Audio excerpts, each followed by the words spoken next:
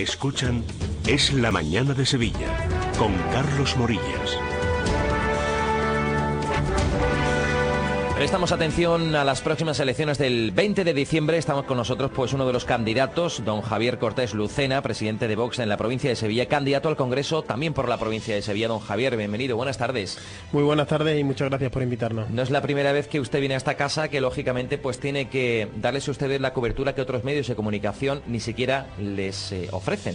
Efectivamente, así es. La verdad es que es una pena que no se nos llame de todos los medios de comunicación. ¿Cómo es posible esto en democracia? Bueno, tal vez porque quienes gobiernan han decidido que nuestro caladero de votos precisamente está en sus votantes, y lo más fácil pues para quitarnos del medio y no intentar hacernos ver como una no opción es precisamente el boicot mediático.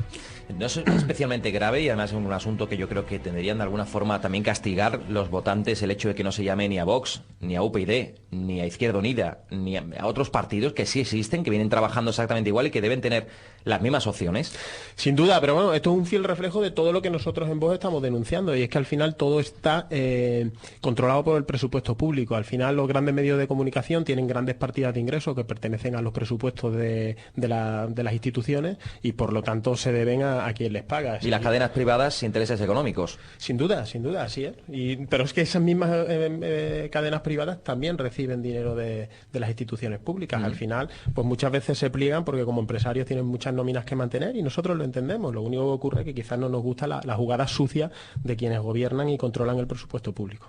Es muy complicado de esta forma llegar a la ciudadanía, sobre todo llevar las propuestas, que son muchísimas, ¿no? Tienen más de 52 medidas para mejorar todas las comunidades autónomas de nuestro país. Bueno, para mejorar las comunidades autónomas no, precisamente para suprimirlas. Nosotros una de las principales propuestas que lanzamos a la sociedad, a los ciudadanos y a los futuros votantes es precisamente una propuesta de regeneración democrática.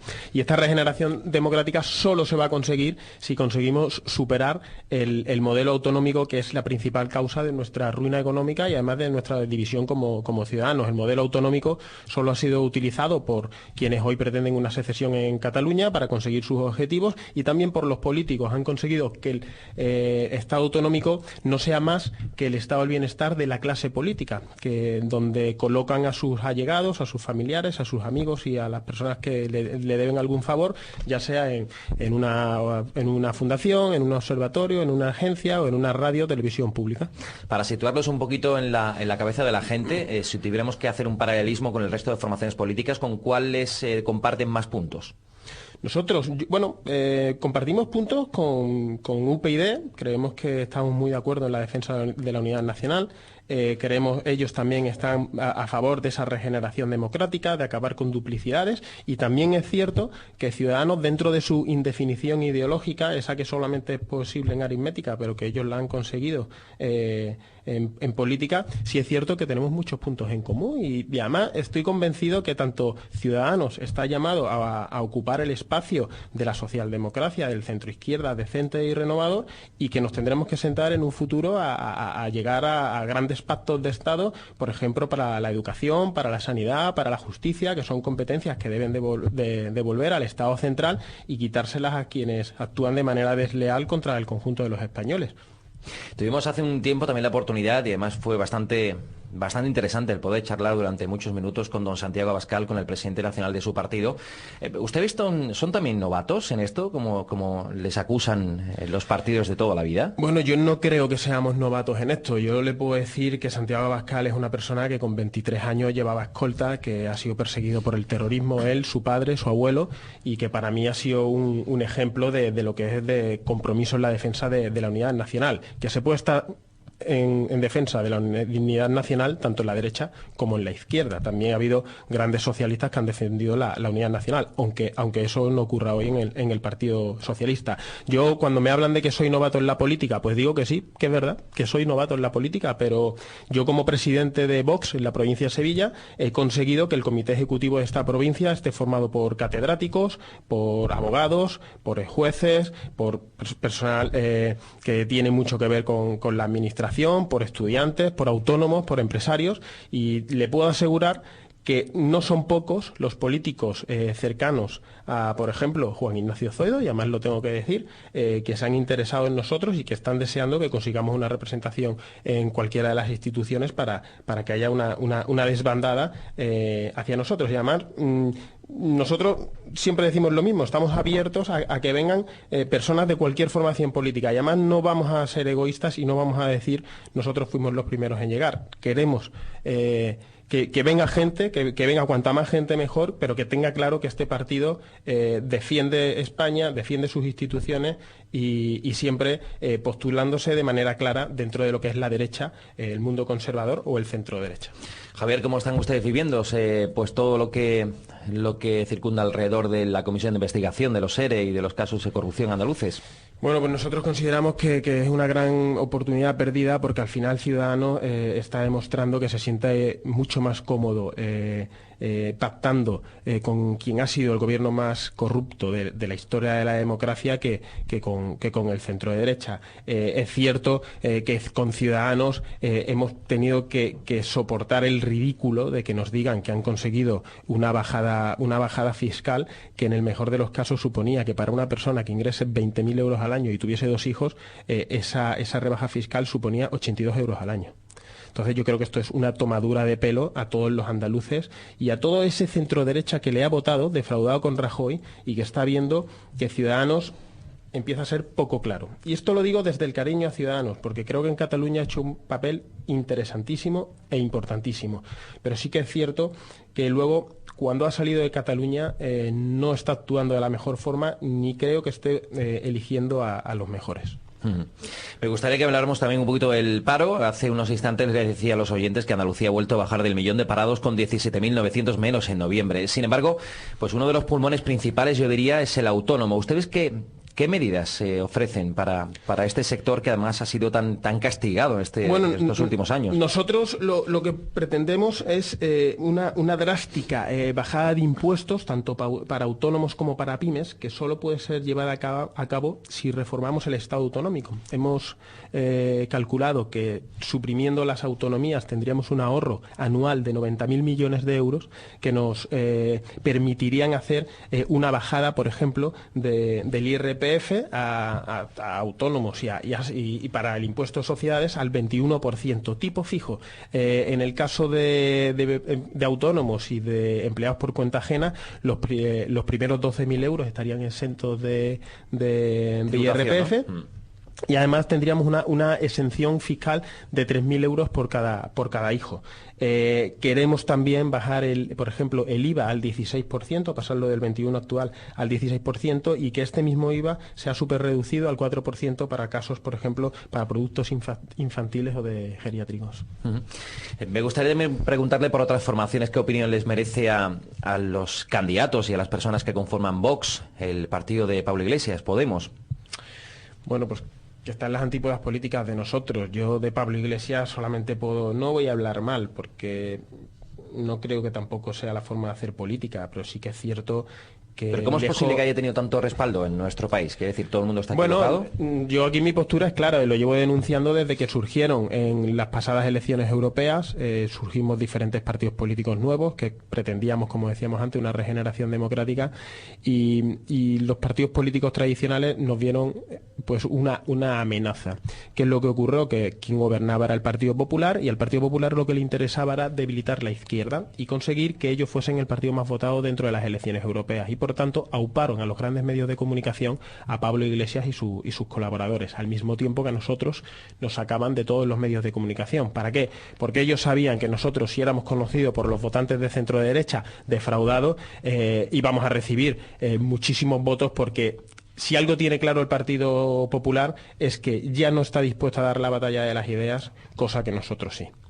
Otro asunto que me gustaría preguntarle es sobre el tema de los cargos de confianza, que tenemos muchísimos en Andalucía. ¿Qué hacemos con este asunto con Vox? Bueno, ¿qué hacemos con Vox? ¿Qué hacemos con la Junta de Andalucía, diría yo? Con Vox lo que hay que hacer es apoyarlo en las próximas elecciones. No, me refería lógicamente a cuál es la medida que plantea Vox. Pues nada, pues lo que estamos hablando, reducir a la mínima expresión todos estos colaboradores que no son colaboradores, sino que son gente agradecida, gente paniaguada y gente que son un grupo de aduladores y de pelotas de los directores generales de la Junta de Andalucía. Y además hay que hablar así, con educación, con respeto, pero diciendo las cosas claras, porque yo creo que ya a los ciudadanos no los podemos tomar por tontos y a los ciudadanos hay que decirle lo que hay. Y es un despilfarro de dinero público que mientras los andaluces concretamente están sufriendo recortes en sanidad, en justicia, en educación y en la ley de dependencia, estamos viendo cómo se mantiene una superestructura que para nada mejora la vida diaria del ciudadano y que, por lo tanto, la solución no es, como dice Ciudadanos, eliminar las diputaciones provinciales. No, las diputaciones provinciales llevan con nosotros casi 200 años, desde 1833, si no recuerdo mal, que vinieron de la mano de Javier de Burgos, y llevan trabajando muy bien durante todo este tiempo. Quienes han sido la razón de nuestra ruina son las comunidades autónomas. Le preguntamos también por la fiscalidad y por los problemas, bueno, son titulares en la prensa también en esta jornada. ¿Qué hacemos con el caso de Abengoa? ¿Hay que salvar la empresa? Hay quienes han dicho, desde el Partido Socialista, que habría que hacer exactamente igual que se ha hecho con la banca. Bueno, yo aquí lo que tengo que decir sobre Abengoa voy a ser muy claro y lo digo siempre desde el máximo respeto a los magníficos profesionales que trabajan en Abengoa. Abengoa, vamos a ver, si creemos en la libertad económica, creemos en la libertad económica tanto para una empresa del IBEX 35 como para la peluquería de tu barrio que ha cerrado porque no tenía clientes suficientes por la crisis económica.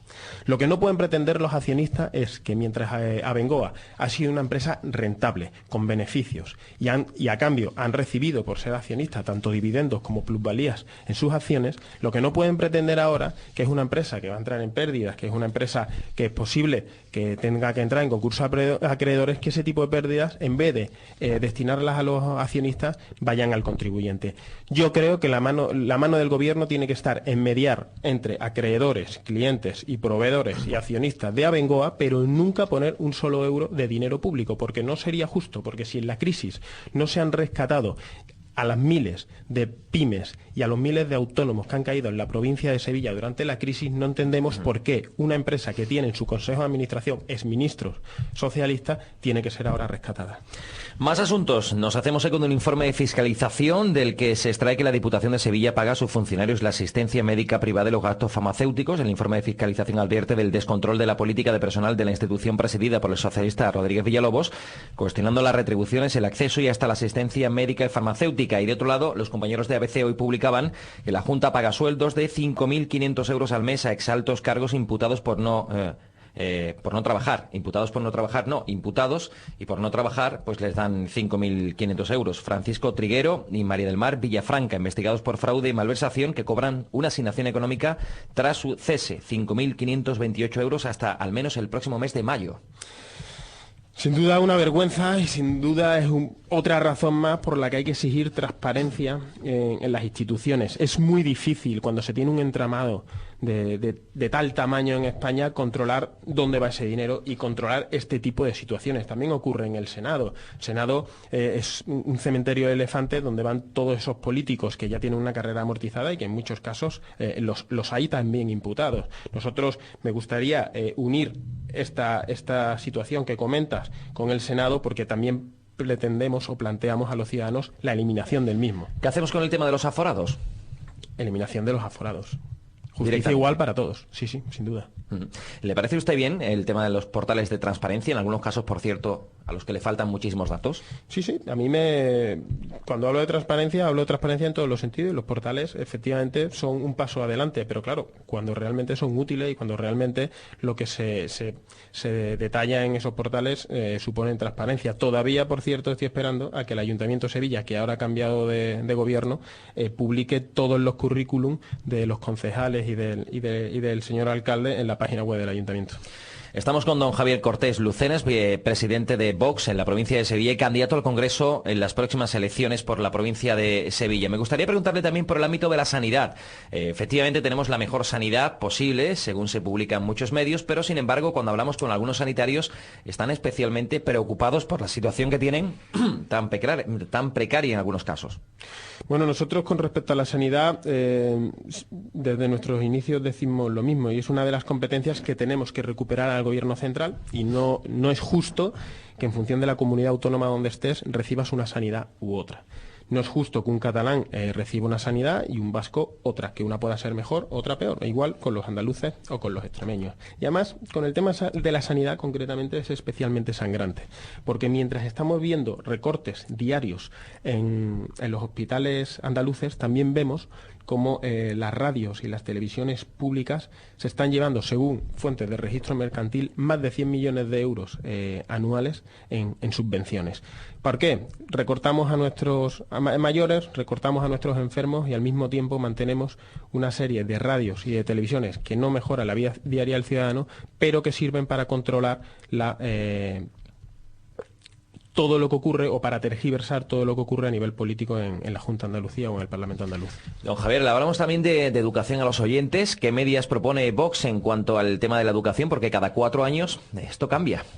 Pues mira, nosotros la educación exactamente lo mismo, otra competencia, tanto educación, sanidad como justicia, que deben volver al Estado central, y en educación somos muy claros. En educación lo que hace falta es un gran pacto nacional que perdure en el tiempo, porque como bien dice, no es justo para los jóvenes que cada 4 años se cambie el modelo educativo. Pero como medidas concretas te digo, nosotros creemos en la libertad del individuo frente al Estado y creemos en la libertad que un padre debe tener a la hora de escolarizar a su hijo y de elegir el centro, y creemos que los centros deben competir entre sí mismos para que se fomente la competencia entre los mismos, que dará lugar a una mejor educación. También creemos en el cheque escolar, creemos que el Estado debe darle a los padres un cheque escolar para que los padres elijan en qué colegio se debe educar a su hijo, ya sea público, concertado o privado. Y además, con respecto a la educación, queremos asegurar que el castellano pueda ser la lengua vehicular en la que estudien todos los hijos de los padres que lo decidan, cosa que no ocurre ni en Cataluña ni en el País Vasco, pero no solamente en Cataluña ni en el País Vasco, es que en Valencia o en Baleares, mientras gobernaba el Partido Popular, existía la inmersión lingüística y los alumnos no podían estudiar el castellano. Más asuntos precisamente referidos a la educación. En Vox, si hay que escoger entre religión o educación para la ciudadanía, ¿sobre qué se decantan? No creemos en la educación para la ciudadanía. Creemos en que sí, los padres deben tener derecho a educar en la religión, y que los padres tienen derecho tanto a elegir una educación religiosa como una educación laica, y que eso lo ofrecerán los centros que compitan entre ellos. También creemos en que los padres deben elegir si quieren una educación diferenciada o quieren una educación mixta. No es el Estado quien debe decidir ese tipo de educación, son los padres, son los que ellos deben tener la libertad suficiente para elegir la educación que quieren para sus hijos. Es tan simple como eso, y en función de la oferta o de la demanda que haya en la educación, así serán los centros escolares. ¿Cuál es la edad a la que se le debe permitir a una mujer poder abortar? Nosotros, con respecto al aborto, somos claros, tendemos al aborto cero. Somos muy claros. Y como comprenderás, una menor de edad no puede ir a abortar sin decírselo a sus padres. Nosotros, con respecto al aborto, lo que queremos a corto plazo es volver a la ley del 85. Una ley del 85 en la que solamente se permitía abortar en caso de violación hasta las 12 semanas, en caso de riesgo serio para la madre hasta el mismo parto, y si hubiese taras en el bebé que impidieran una vida relativamente normal. Viable, ¿no? Normal.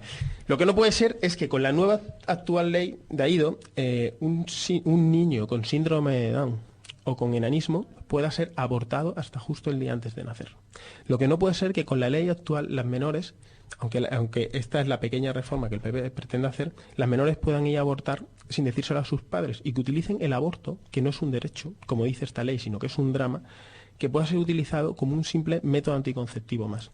Y además, a mí me gustaría decirle a todos los que nos están escuchando que el próximo 20 de diciembre este tipo de cosas con las que están de acuerdo millones de españoles, si Vox no consigue representación en la tribuna de oradores del Congreso, nadie lo dirá. Y nadie dirá que en España mueren al año 100.000 niños en vientre materno y que es un suicidio demográfico. Que si no lo quieren ver por una razón de fe, que lo vean por una razón de natalidad, de demografía, por una razón económica, que lo vean como lo quieran ver, para asegurar nuestras pensiones. Pero que el problema de España, desde el punto de vista demográfico, es un problema que no va a ser de aquí a 10 años, que es un problema que tenemos ya y que hay que atajar, como sea. Vamos a cambiar de asunto. Les preguntamos también al candidato de Vox por la inmigración. Bueno, con respecto a la inmigración también hemos sido muy claros. Por ejemplo, con la crisis de los refugiados, hemos sido el único partido político en España que ha apoyado al presidente Orbán de Hungría, en el que decía que el 80% de los refugiados, que dentro del 20% de las personas que estaban en las fronteras, eran mujeres, eran niños y eran ancianos. Pero que el otro 80% eran hombres en edad militar. Y que dentro de ese 80% había posibles yihadistas infiltrados para atentar en Europa. 2 semanas después hemos visto los atentados de París. Nosotros, después de esta crisis, decimos claro no a la entrada de Turquía en la Unión Europea. Y además, queremos ser muy claros. Porque con respecto al islamismo, tenemos que dejar claro que hay que detectar a los yihadistas radicales y expulsarlos del país. Hay que cerrar las mezquitas donde se fomente el odio. Y además, hay que diferenciar entre la inmigración que se quiere introducir dentro de la sociedad y aquella inmigración que no se quiere introducir dentro de nuestra cultura. Tienen que tener claro que no somos nosotros quienes los acogemos, que son necesarios para esta sociedad, pero que tienen que respetar las reglas del juego. Vamos a hacer un mínimo alto en el camino y a la vuelta le preguntamos al presidente de Vox en la provincia de Sevilla, candidato al Congreso por la provincia de Sevilla, don Javier Cortés Lucena. Le vamos a preguntar sobre monarquía sí, monarquía no, dependencia o la edad de jubilación. No se muevan.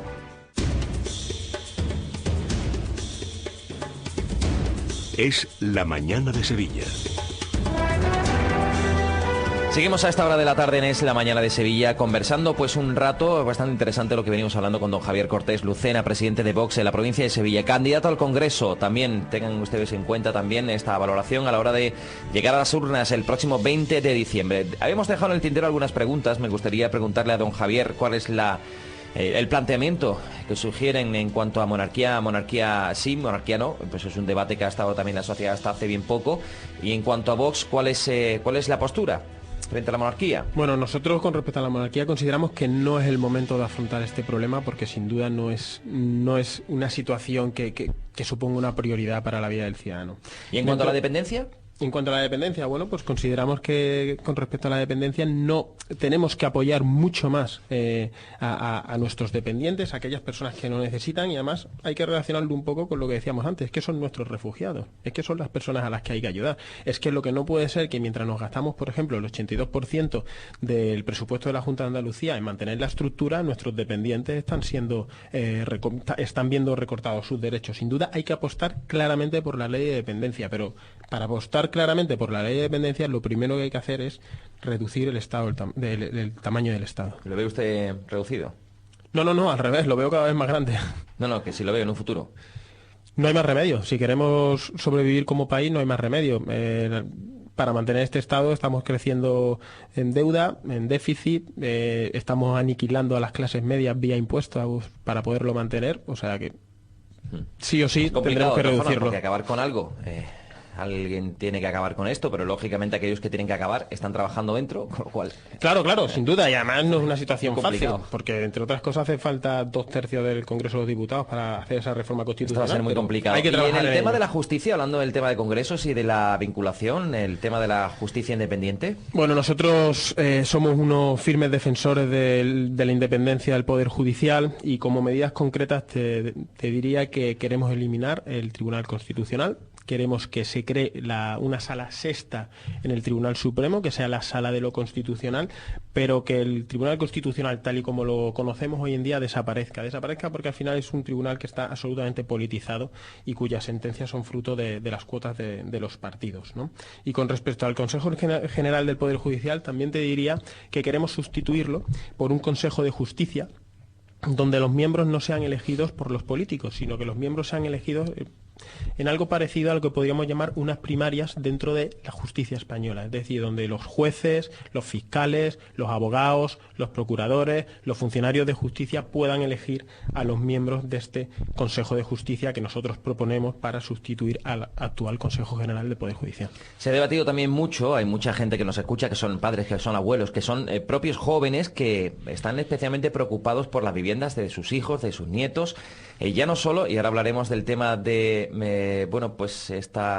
estos impuestos de sucesiones y donaciones y todo esto, pero antes me gustaría hablar del tema de la vivienda en tal, porque bueno, pues hay muchos jóvenes que quieren acceder a una primera vivienda y no pueden hacerlo aún, y algunos otros que desgraciadamente por la situación bancaria que hemos atravesado en este país firmaron quizás demasiado rápido o desde la ignorancia y ahora se han encontrado prácticamente al borde de tener que sacar sus maletas por la puerta. Sobre este asunto, ¿cómo se postula Vox? Bueno, esto es una postura, una situación un poco delicada, ¿no? Vamos a ver, yo soy la primera persona que está afectada por comprar una vivienda a un precio que no es el actual.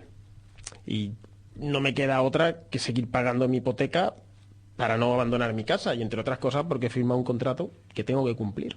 Eso por un lado. Otra cosa es lo que puede hacer el Estado. Y el Estado, con respecto a la vivienda, lo único que puede hacer es fomentar la vivienda protección oficial. Fomentar la vivienda protección oficial, ya sea tanto vendiendo estas viviendas como alquilándolas a personas que tengan rentas bajas.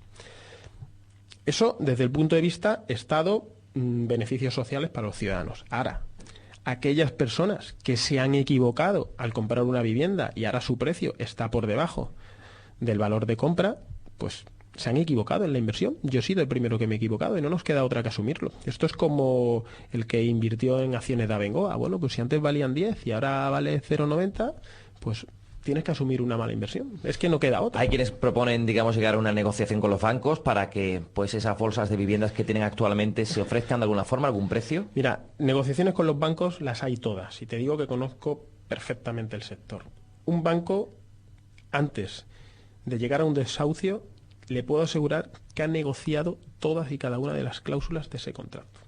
Le ha hecho renegociaciones, le ha aumentado plazos, le ha bajado precios, ha hecho todo lo posible.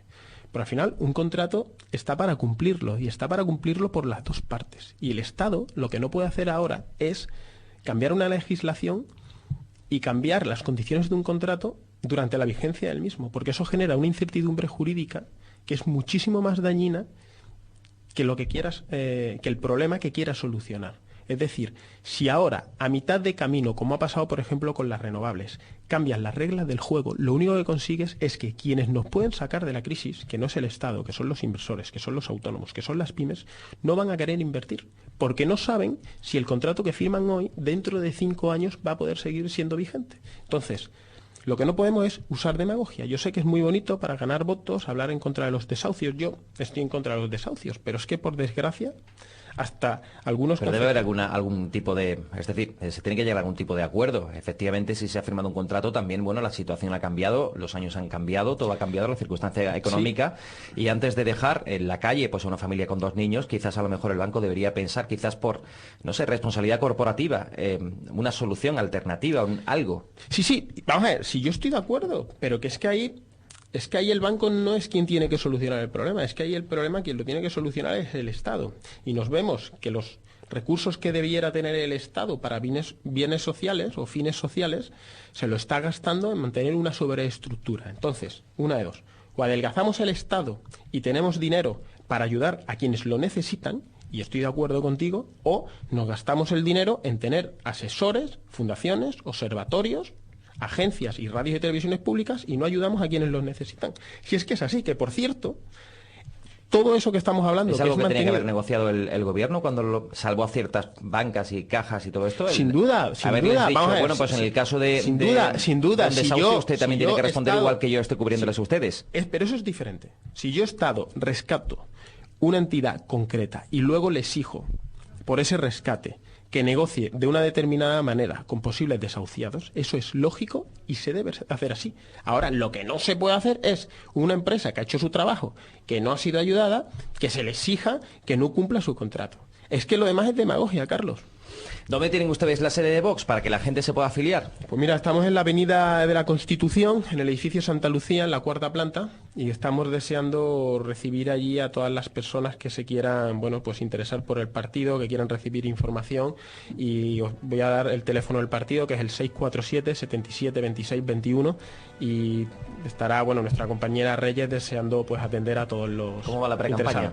Pues nada, muy bien, va muy bien, muchos ánimos, cada vez hay más gente que nos llama, cada vez hay más afiliados, que eso... Les hace falta un empujón mediático quizás, ¿no? Sí, nos hace falta que se nos quite encima el boco mediático del Partido Popular, pero claro, eso mientras gobierne es complicado.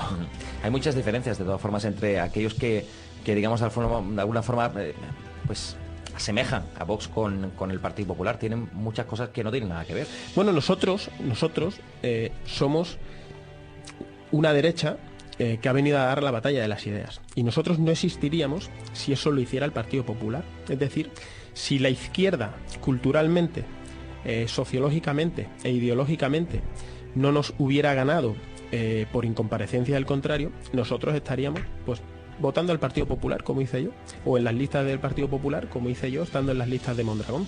El problema es que el Partido Popular tiene tal deriva ideológica que ahora ya está en el centro izquierda, en las socialdemocracias. Ellos antes querían una bajada de impuestos y una reducción de gastos y ahora quieren todo lo contrario. Bueno, es peculiar, ¿no? Seguro que ustedes además también, pues cuando el otro día vieron pues ese hueco que se quedaba en el debate de A3, se acordaron de Santiago Abascal, ¿no? Sin duda, nos encantaría que nos llamaran en los medios de comunicación. El plato era grande, ¿eh? En ese plato que había, el plato era grande y nosotros además hacemos unos vídeos preelectorales en los que sacamos a Santiago Abascal como si fuera entrevistado por Jordi Évole, como si Mariano Rajoy lo hubiera llamado para hablar sobre el pacto antiyihadista o para hablar sobre los problemas de Cataluña. Ahí, ¿eh? Sí, sin duda, pero no depende de nosotros, depende de quienes gobiernan y sin duda es difícil que cambien. Don Javier Cortés Lucena, presidente de Vox en la provincia de Sevilla, candidato al Congreso por la provincia, ha sido muy amable pues atendiendo la llamada de Es Radio. Ha querido usted estar aquí en esta jornada durante bastante tiempo y además pues versando sobre los diferentes pilares principales de Vox. Volveremos a hablar con usted porque nos parece interesante. Muchísimas gracias por invitarnos y sin duda esto es un ejemplo de lo que debería ser el periodismo. Es la mañana de Sevilla.